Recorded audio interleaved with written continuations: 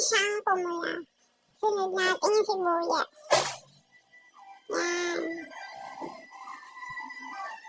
Halu-haluin hanggang sa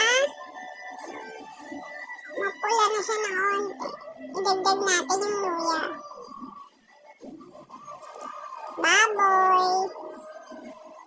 Gisuhin natin siyang maigi, guys. Halu-haluin natin siya para hindi hilaw. Mag-isa siya ng maayos. Tapos takpan natin and then halo-halo ulit. Lagay natin yung alamang.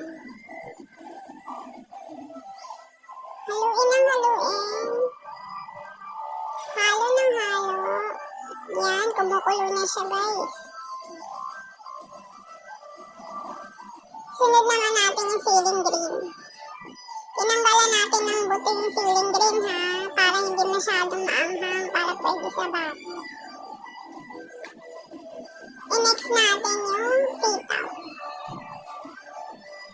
Ayan.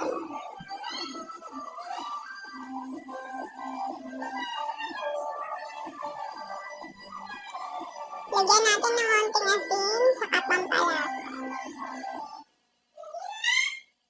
Antayin natin siyang maluto, guys. Yan, isunod natin yung gata.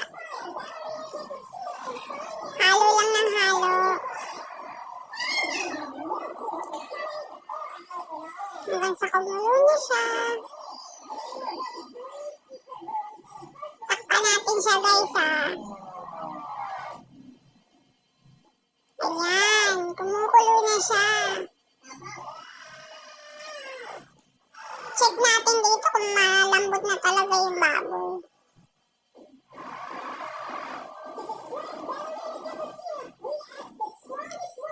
Ayan na siya. Okay na siya, guys.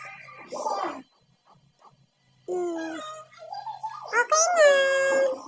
Sarap.